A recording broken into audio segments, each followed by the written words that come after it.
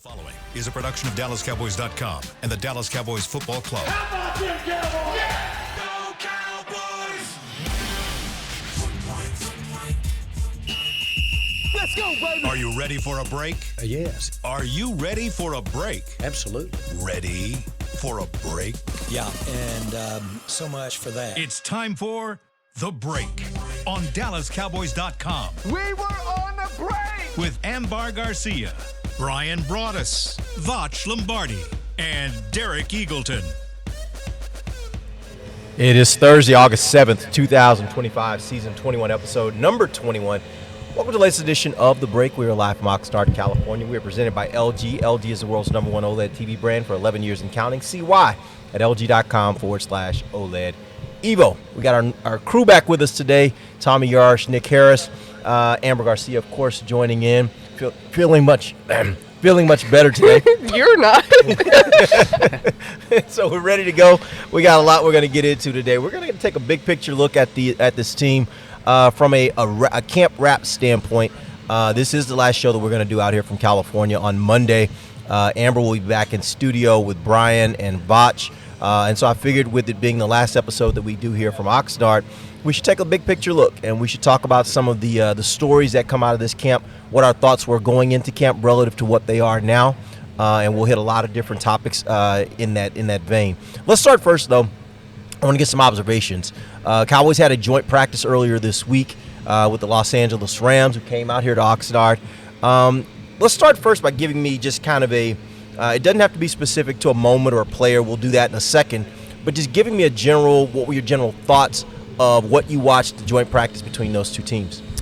You know, I thought overall it wasn't a great day for the Cowboys on both sides of the ball. I just think it was inconsistent. I think that, Brian Schottenheimer was talking about how, hey, we're going to keep things pretty vanilla. We're going to use the 7-iron in these preseason practices. But, at the same time, number one, every team is, for the most part, being pretty vanilla. Unless you're a Sean McVay-led group and you've been around the league and people have years' worth of film on you guys, you can be a little bit more selective and open the playbook up. But, in Brian Schottenheimer's case, just being vanilla, that's fine. But when you look at, the offensive and defensive lines and how you can get push up front there, that's something that it doesn't matter what you're calling, right? That's something that every single rep is going to show you what you've got there. And I think that at times the offensive and defensive lines that weren't great, I think when you face a front like Los Angeles where they've got Jared Verse on one side, they've got Braden Fisk and plenty of other talented pass rushers and defensive linemen, it's a little bit difficult, especially when you've got Tyler Smith out for the most part and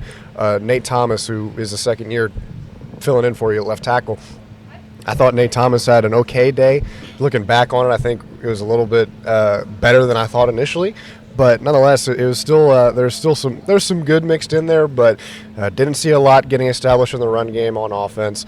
You didn't really see great stuff in the secondary on defense. So certainly a lot to improve upon, and a lot that we're going to want to have to see for there to be improvement and feel better about this team going into the season. Yeah, you said something in there I definitely agree with when it came to the trench play. It doesn't matter if you're vanilla, strawberry, mint chocolate chip. You have to be able to win your one-on-one matchups. You have to be able to create some push.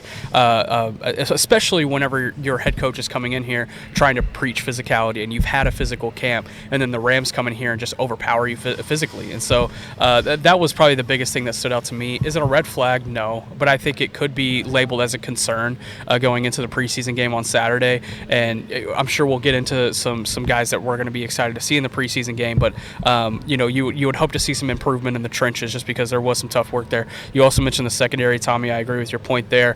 I had talked to a couple Rams reporters before that joint practice, and they were like, hey, man, who's been the guy that's had a lot of picks out here? Because Jimmy Garoppolo is going to throw at least 2 or 3, and he didn't. And Jimmy Garoppolo actually looked great against this Cowboys secondary, which is a little disconcerting going into this preseason game. Yeah, I still remember last year when the Cowboys faced the Rams in that practice. It did not look great, and then you saw how the season panned out. Now, totally different story here. You have a completely different squad that you're working with, and I think, you should give a little bit of grace when you have a new head coach, and this is his first time kind of facing another team, but at the same time, just like these guys mentioned, those one-on-ones and those competitions there, and not everything was terrible, by the way. Like, there were some good plays that were played on offense. Joe Milton, that throw that he made, that was very impressive. Was it, how long, 64 or something? I had it at 65. Others had it at 75. Yeah, I was I've not seen on that 75, field. but It was I 75? couldn't Okay. tell, yeah. Okay. That was exciting. I'm like, oh, yeah, here we go. But then he kind of hurt his thumb a little bit, and now I wonder, I mean, if that's going to affect him this It shouldn't. It shouldn't. Yeah, He it should shouldn't. be He should expected be to good. go back in there. He should be practicing today, actually. Well, great. So it's just a little bit disappointed because you were hoping, based on everything that you've seen leading up to all these fights that the Cowboys have been getting on during practices, you're like, okay, they're the physicality is there. They're willing to go in there and bring the energy and fight. And then you see the turnout of what happened yesterday. It was kind of not what I personally expected. One thing I will mention, were you at the 2022 Denver joint practice out in Colorado? No, Yeah, I was. You were. You remember that one? That one was tough for the Cowboys. Yeah. Broncos went 5-12 that year. Cowboys went 12-5. So, like, Yeah. is it something that we should be raising the panic button or raising the red flags and sounding the panic button? I don't think so, No. but I think it is something you can take with a little bit of grain of salt at this point in time, especially when you look at one-on-one matchups. I think something you could take away is that, okay, hey, if Nate Thomas has to start a couple games at left tackle to start the season, we'll see. I don't think that's going to be a good scenario because we saw him against an all-pro caliber type of edge rusher in Jared Verse, and he couldn't really answer to that calling. So, week 1 he'll get Philadelphia. Week 2 he's going to get New York. That's really strong edge rushers on both of those squads. So, you hope you have Tyler Guyton back for those 2 games. Yeah, we're going to get into some moments and some players that stood out. I will start that, though, with I thought the best moment really for the Cowboys came closer to the end of practice, 2-minute drill, Yeah. and Dak just drove the team right down the field and into scoring position. And that's where I kind of wonder, like all that we'd seen, speaking of what Coach was saying about, the scheme and not really showing much, I think 2-minute drill allowed them to kind of maybe do a little bit more than maybe they were doing before. And maybe you saw a little bit more of their rhythm and how they could work their rhythm in order to move the ball down the field. I don't get so one way or the other. I've seen also some practices where I'm like, man, the Cowboys look really good, and then it wasn't. Once you got into the season, that wasn't what. So, But I think it's more of the build-up leading to this practice, like what we've been watching through these couple of weeks of training camp, that you just mentally hope and expect something better, and then it turns out to be that way. But again, that doesn't mean, the season, it's going to be terrible. And, it really extends even beyond, for me, it extends even beyond a joint practice. It's even in practice. I've just seen this so many times where I'll leave training camp, and there have been years I'm like, man, this team looks really good. Yeah. And then we get in the season, it's like, no, they weren't that good. Kind of felt that way last And year. and there are other times I'll go into training camp, and I'm like, man, I think they got problems everywhere. And then they get in the season, have a great year. 2016. So it just that's the whole part. 2016 was a good example because if you remember, Dak was having horrible practices out here. And when they said we're going to roll with Dak, I think everybody in the media was like, you sure? Yeah. You positive you don't want to go Jamil and get another Showers guy? is right here. Right. You positive want to do something else? But that's the thing. Like I just feel like sometimes it's very difficult to project off of what you see out here, and it really sets the media up for failure because you watch out here, and the guys that look awesome out here may not be that once they get into the regular season or once they're facing other teams. The guys that are just kind of middling along sometimes out here, season gets here and all of a sudden now they're playing. And so I think you have to take it all with a grain of salt. You have to look at it, and you have to also, the way I think about it is, you have to think about each player on a progression. Like, are they getting better as camp goes on? Are you seeing things from them from a technique standpoint that show you they're getting better? Like, those are the things I look at more than the end result necessarily, because I think the end result can be deceiving at training camp. Yeah, and I think the 2016 Dak example is a perfect example of, hey, training camp matters, but I don't think you should be putting a ton of stock into it. It's just because when that preseason rolled around for him, I mean, his completion percentage was, over 70% in the preseason, and looked strong, and it made sense whenever Romo went down that, Dak would be the guy to, at least at me at the time, viewing from the outside in, all I see are the preseason games. I'm like, okay, yeah, that makes sense. And so the preseason games, I mean, it's going to matter a lot for some of these guys, especially if we talk about the running back battle, right? Jaden Blue has been the guy out here at camp. I think we could probably all agree on that. But who's to say Javonte Williams doesn't go out there and puts on a show? What if Deuce Vaughn has like an 85-yard game? We're going to start talking about some different things coming out of this preseason game on Saturday. Well, again, to y'all's 2016 point, what made that year as successful as it was? What did? The run game. What made that Offensive line. offensive line? It was a run game. Offensive line. That's where it starts, though. Yeah, with yeah. the offensive line being able to have that completely solidified, and that's going to be huge with what they're able to put together here with that offensive line. Keep them healthy, bring them back to being 100%, and that's going to dictate how your whole season goes. And if you want to learn more about that offensive line here in a couple of weeks, it's shameless plug. Go ahead. That was great. You're so good at this. I Nick. try. You know, I try. Yeah, it airs next Thursday. Yeah. Our documentary. Actually, we That start was our professional. documentary series Today. tonight. So Tonight. we've got Deep Blue in its 11th season. This will be episode number 1 of the 11th season that we have tonight. Dirty Dozen, Kurt Daniels, and a lot of other folks. I Kevin Timmons, I shouldn't be Roxy. throwing out names because as soon as I do that, then I'm like, I forgot somebody. But, got you. But our team, thank you. Our team's been working on that, and they're doing they did a fabulous job. That'll air tonight on all of our channels. It'll be live streamed.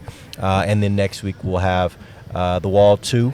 2.0 that Amber worked on Zach with a Martin, bunch Travis of other Frederick, folks. and Tyron Smith. Yep. And then we're doing our final one the week after that on Coach Joe. If you've never heard of Coach Joe, I know for people in my generation, everybody knew Coach Joe. He was one of those kind of coaches that was never a head coach in the NFL, but certainly his name rang out. Like everybody knew who he was because of the personality and all those things. Fascinating story and a lot of interesting stuff in that one too. So you'll want to check that one out. Chaz Green didn't make the cut. Stop it. Chaz Green, as in After Atlanta. being. Wow, you threw out the Atlanta game. That's how much you heard that You threw out his low light. All right, here's what we're gonna do. Let's go through and let's get some some observations from practice. You can give me a player and a moment from practice that stood out, from the joint practice that stood out to you. Start with you, Tommy.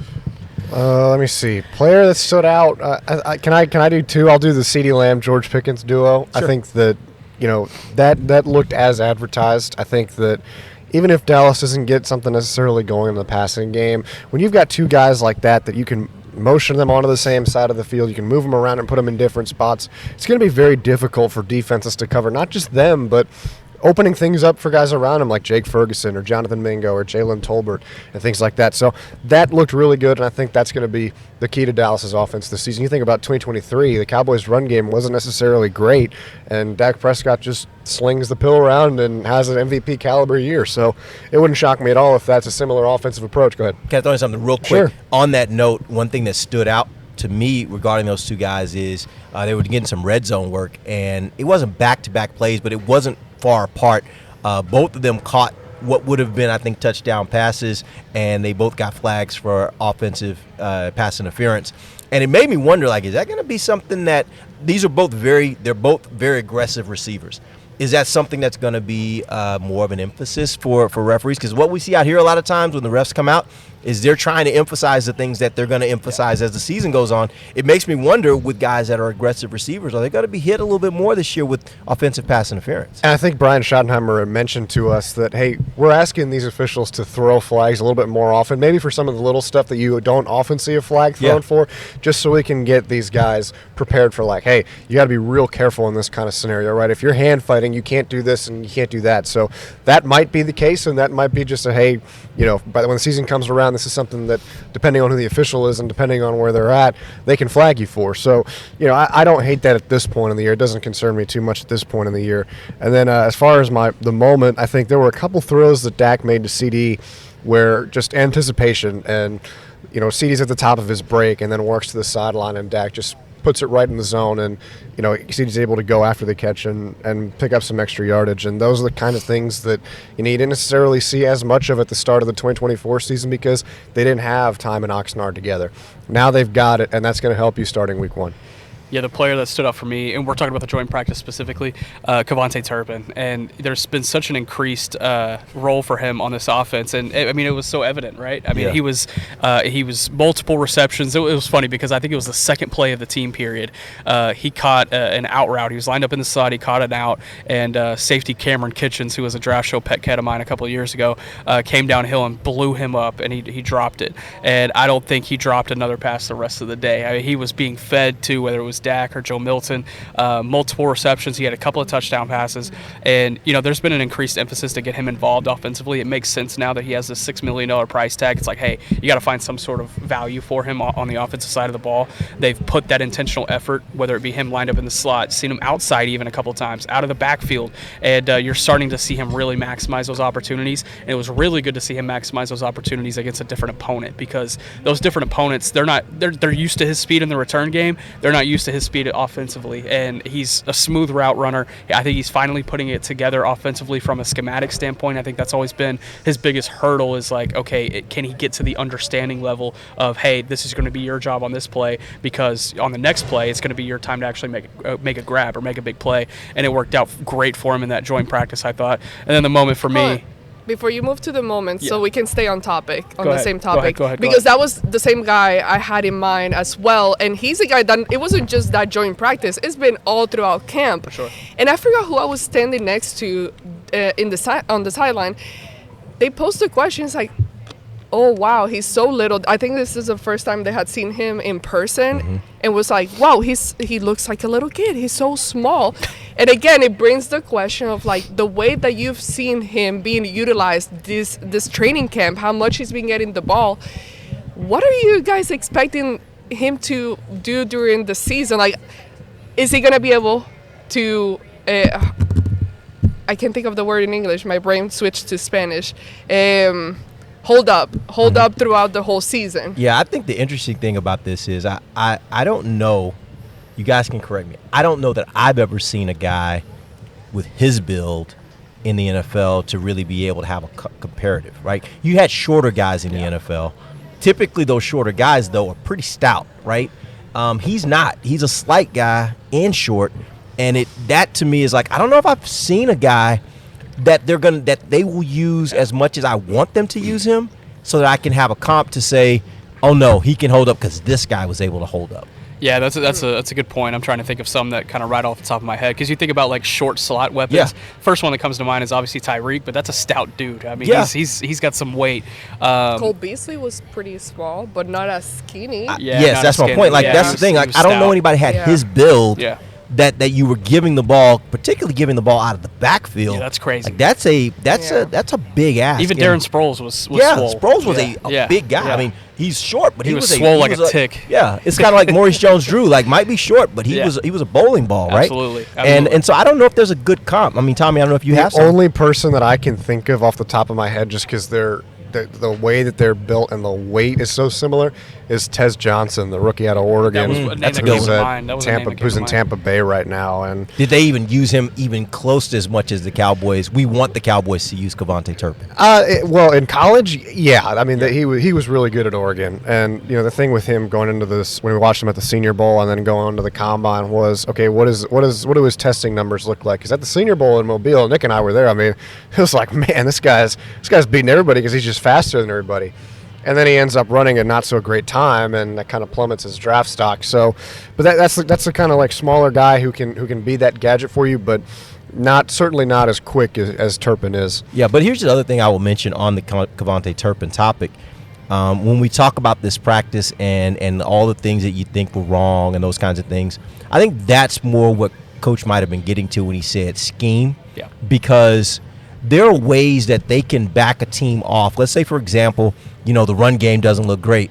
There's a way to get them to be like, all right, we want to see a light box, and here's how we're going to force you to give us a light box.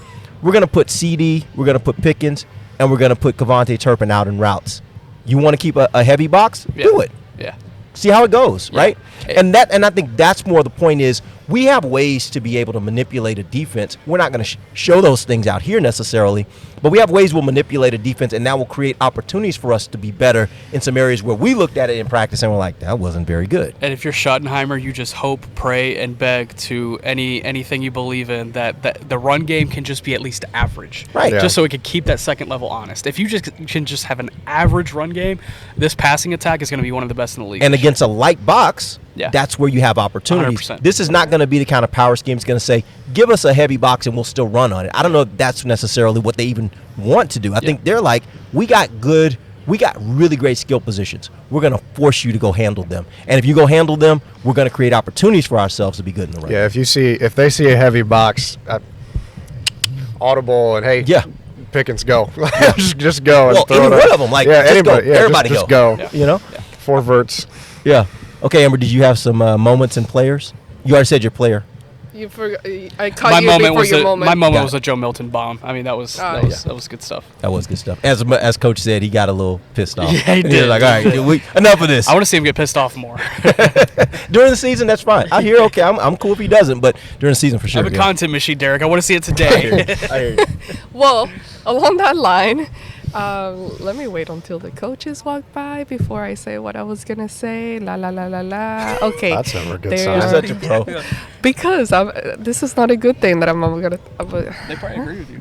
Okay, I'm gonna talk slow. You hear me ASMR? good, Chris, like that? Okay, good. ASMR, because I talk very loud. You know, my Hispanic in me. No, it's AMBAR. There you go. I'm sorry. You're so That's man, you're killing it today. Swing and a miss. No, my moment was more of a vibe because I went out there and standing on the sideline, and I'm not saying like, hey, let's be all aggressive, let's have everybody fighting out there, but to me, I want to at least feel tense. I want to feel like I'm watching a practice and I'm like, what's gonna happen? What is? Whoa.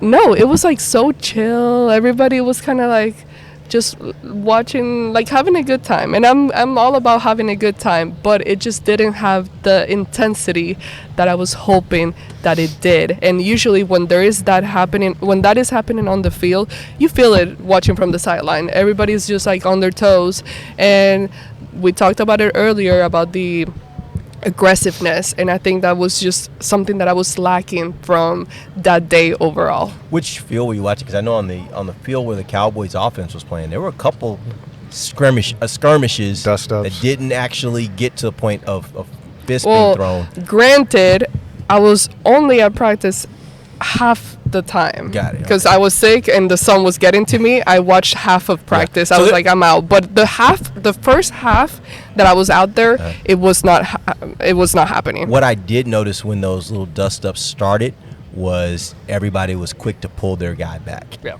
And I think probably a lot of what you were seeing, Amber, and maybe the results of those dust ups not turning into anything is I think both coaches probably told their teams, look, we're trying to work.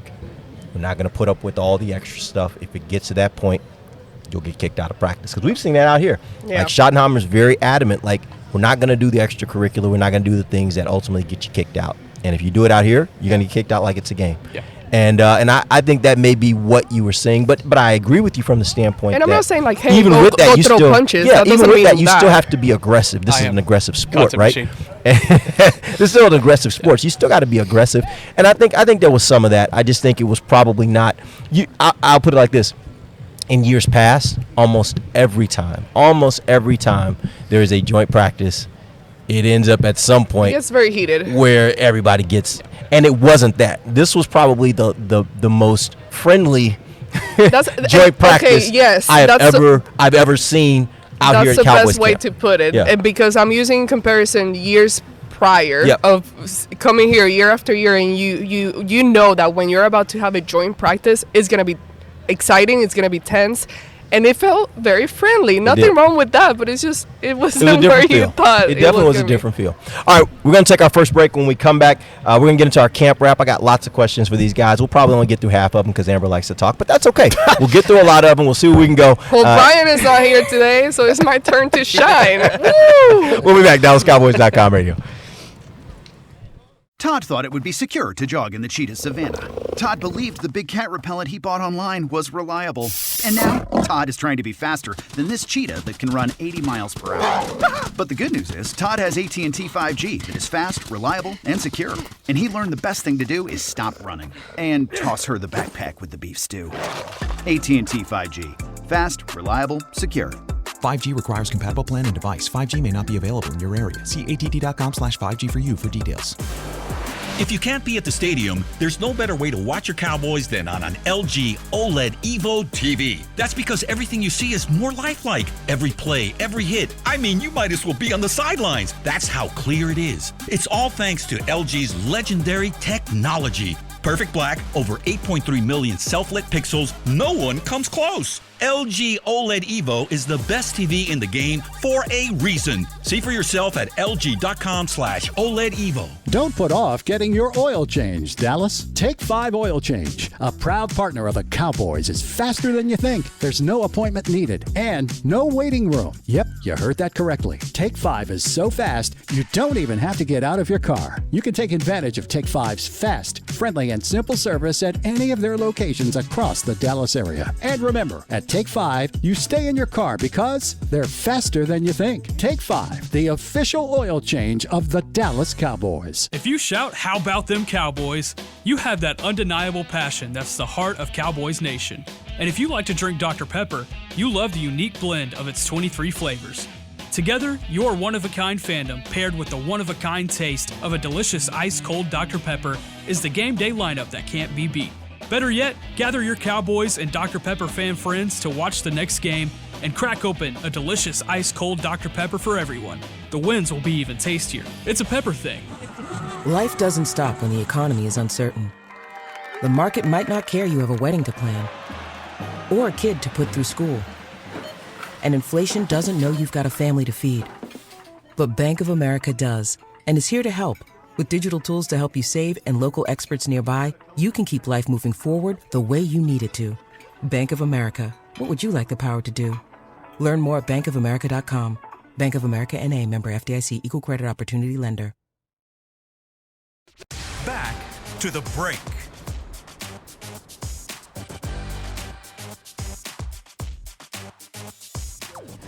Choose perfection. Choose LG OLED Evo. Check out the best TV in the game at LG.com. Welcome back. It is the second segment of the break, live from Oxnard, California. The players are starting to trickle onto the field for their walkthrough. They got a practice coming up this afternoon. I think 11:45 Pacific time, so not really afternoon, right at afternoon. This segment brought to you by blockchain.com. Ding. All right, here we're going to go. We're going to talk about camp from a big picture perspective. I have some questions for you guys. Let's start with the biggest of questions. Coming into camp, I want each of you to tell me, what was your biggest concern for this team? And after watching all these practices, has that increased, or your level of concern increased, or has it lessened? Let's start with you, Tommy.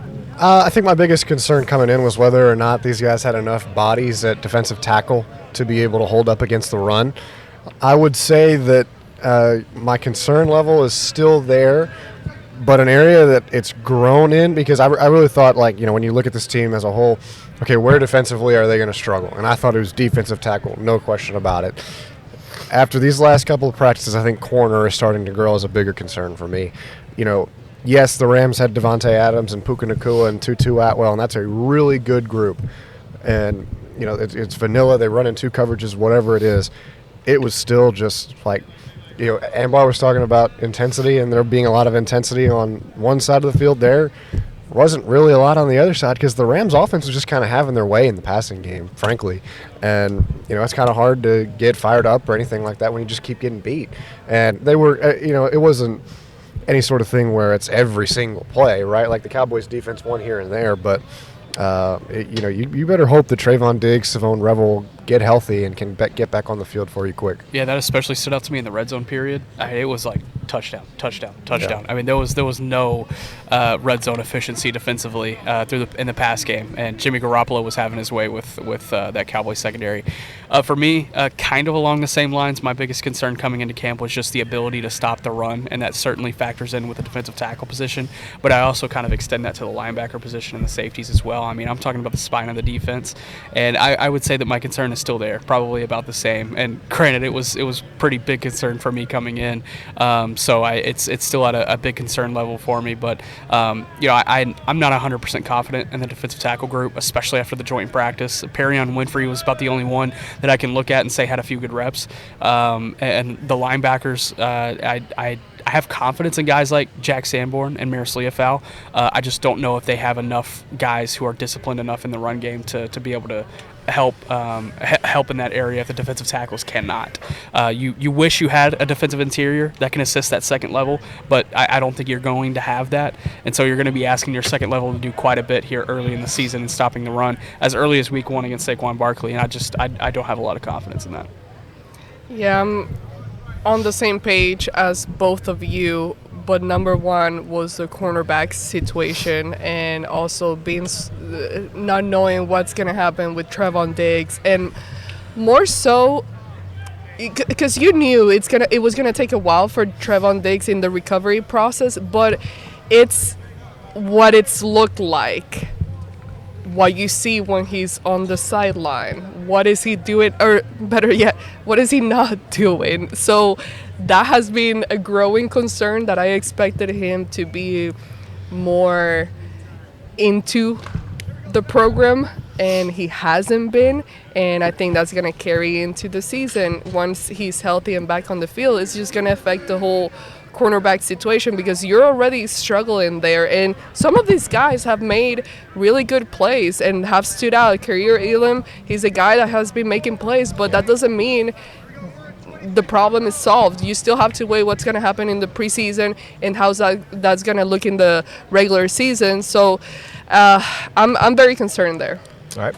Let's look at the rookies, and I'm going to give you 4 names. I want you guys to tell me which of these rookies, not necessarily has been the best out here, but which of these rookies has you most intrigued for what they can become. Between Tyler Booker, Donovan Ezeraku, Jaden Blue, and Phil Maffa. Donovan Ezeraku. That's an easy choice for me. I'll give Nick credit that he was on Donovan Ezeraku way before anybody else. I mean, going back to the Senior Bowl and even before that, I remember him telling me, like, hey, this kid at Boston College is a real deal. And at the Senior Bowl, I would always, like, look over at him and be like, it's your guy again, isn't it? Yep, it was. And he was showing up a lot there, and he right? was. And he's showing up a lot here, too. You know, I thought it was interesting. I saw him do a lot more bull rush in the joint practice than anything else. I don't know if that was by design because, you know, part of what makes him so good is he's so active with his hands and he has great pass rush moves that he uses to beat tackles. And he was just straight bull rushing. I don't think that's his strength necessarily. So, but he's trying to get that speed to power and strength to power to get into the backfield. But yeah, absolutely. You know, he in this defensive end room, as deep as it is, for him to be showing up a lot in these practices, considering who's around him, it says a lot. And I think this guy's got a high ceiling. Let me ask you this question about that. You just mentioned that he was kind of just stuck on bull rush, and that's not what we've seen out here. Like, he has a whole repertoire of moves. Does that go back to maybe, hey, let's just kind of keep things very simple? Because I do know guys create books on each other. Like, most of the veteran NFL players, they know the guys they're going to play, and they have a book on them. Here's what they like to do, here's what they don't like, and here's how you can potentially beat them. Do you think maybe part of that was he was being coached to just keep it pretty normal, keep it basic? Maybe. Because that's not what we've seen, right. and that's the only reason I'm asking. You're right. That's not what we've seen. Maybe, but at the same time, you know, it's a lot of the same things we saw him do at Boston College, and that film is out there. Yeah. And, you know, there's been film posted of him from practices against his own teammates. So it's not necessarily a secret what he can do, right? Yeah. But at the same point, I get your point too of like, all right, if you're an opposing tackle, you want to get as much information you can get on a guy. And hey, what kind of situations does he use this move and that move in? So maybe, but at the same time, you know, I think you just kind of, for a rookie, just let him go. No, and it's really more of a question than right. anything else. I completely I was understand. thinking the same thing as you. Like, why did he not show more? Like, I wanted to see him get out here and do all the things we've been seeing him do, and it didn't feel like it was that. Yeah, it really didn't. I don't know if you've got any more on that. I think also it just could have been a teaching opportunity or a learning opportunity for Donovan Ezeraku in a setting. It's not a preseason game. You know, he'll get that opportunity on Saturday. Right. Yeah. And when you go back to his time at Boston College, deep arsenal of pass rush moves, deep. Yeah. the bend, the athleticism, his ability to get up and under, it is there. They know that he has that. I think it could have been a learning opportunity for him to just be like, okay, you have this world-class speed at this position. Let's figure out how to translate that into power, the speed to power. And it could have just been an opportunity like, hey, work on speed to power. And that's all he wanted to work on that day. And in a preseason game, you can open up the arsenal a little bit. And maybe you'll have an added element if you're able to figure out, some bull rush things today. I think that was probably more so the thinking. That's just me theorizing, though. Yeah.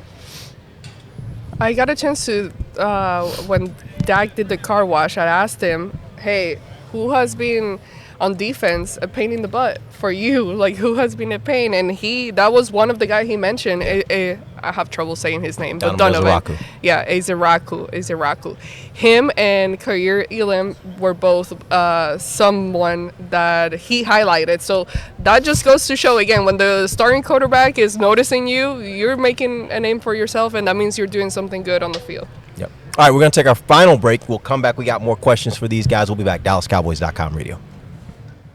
It's the official men's skincare brand of the Dallas Cowboys, Jack Black. And right now, Cowboys fans can get 15% off their $75 order. Plus, because every deal needs a playmaker, your order will include a free 5-piece skincare set and free shipping. The Jack Black Playmaker is 4 of Jack's favorites and a full-sized intense therapy lip balm. Make a play for the Playmaker at getjackblack.com/Cowboys with the code CowboysVIP. That's getjackblack.com/Cowboys with the code CowboysVIP. They say champions are remembered, but legends are never forgotten. United Ag and Turf offers a winning lineup of John Deere equipment built to tackle any challenge on and off the field.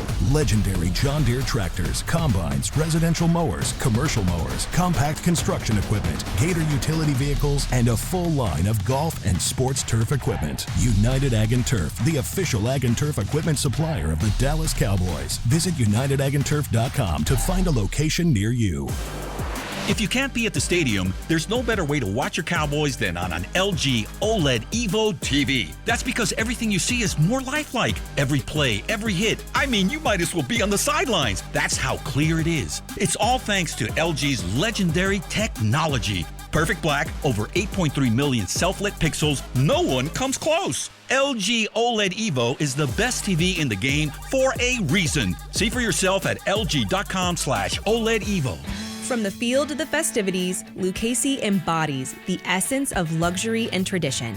Handcrafted with meticulous precision, each pair offers unmatched comfort and style. Stand tall while you're tailgating or cheering in the stands with the Dallas Cowboys collection by Lucchese. Shop the collection today at the Lucchese store at the Star in Frisco or online at lucchese.com. Lucchese, the official boot of the Dallas Cowboys and Dallas Cowboys cheerleaders. Todd thought it would be secure to jog in the cheetah savanna. Todd believed the big cat repellent he bought online was reliable. And now, Todd is trying to be faster than this cheetah that can run 80 miles per hour. But the good news is, Todd has AT&T 5G that is fast, reliable, and secure. And he learned the best thing to do is stop running and toss her the backpack with the beef stew. AT&T 5G. Fast, reliable, secure. 5G requires compatible plan and device. 5G may not be available in your area. See att.com/5G for you for details. Back to the break.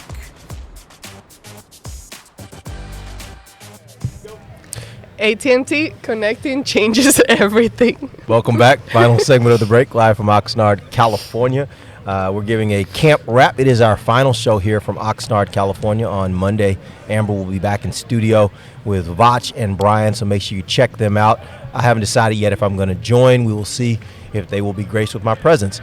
But as of right now, it'll be the three of them, and we'll see if they can manage to do 2 shows without me. You're not going to even answer? Nah. AT&T will make sure I get through. They will make sure I get through. It will get through, but it will be declined. You're just going to have me sitting there on hold. All right, let's get to some more questions.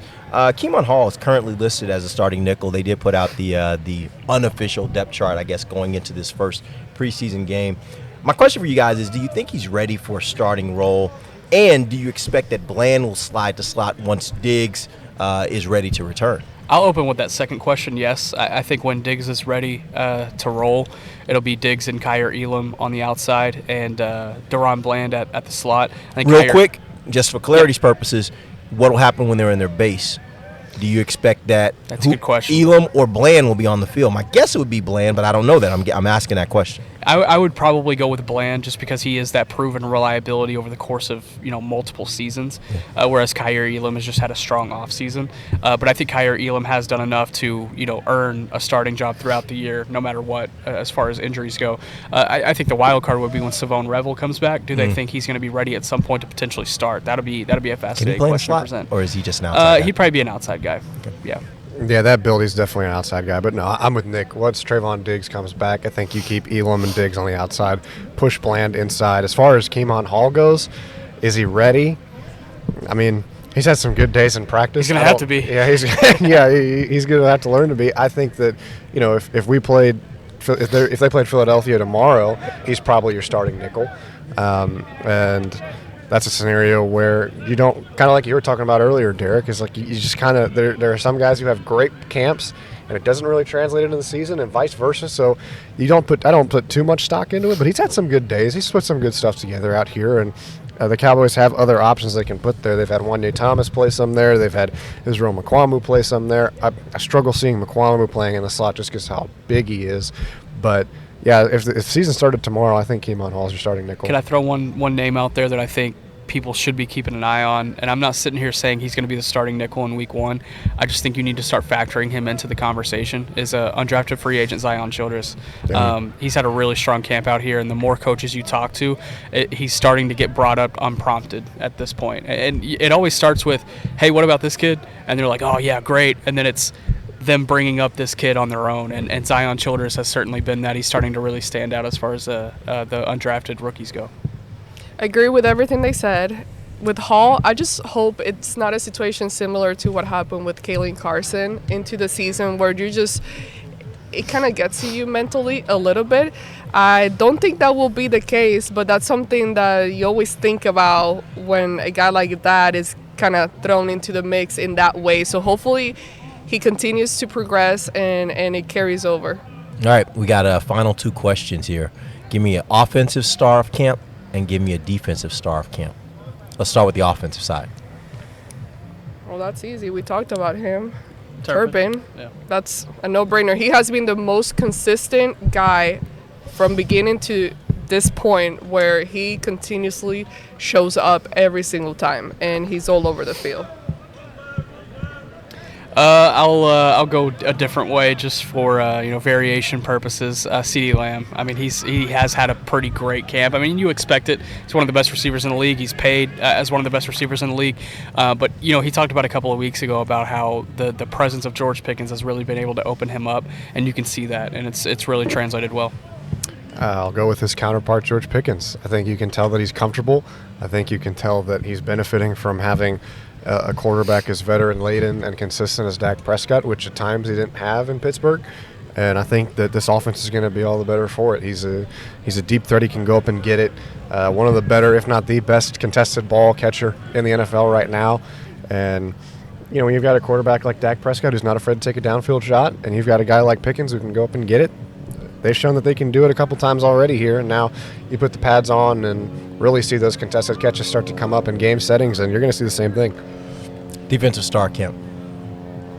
I'm going to have to go with Donovan Ezeraku. I mean, he is really proven to be a versatile pass rush weapon, and you've seen him find success against the first team, the second team, Tyler Guyton before he got hurt, Nate Thomas, even on the other sideline up against Terrence Steele.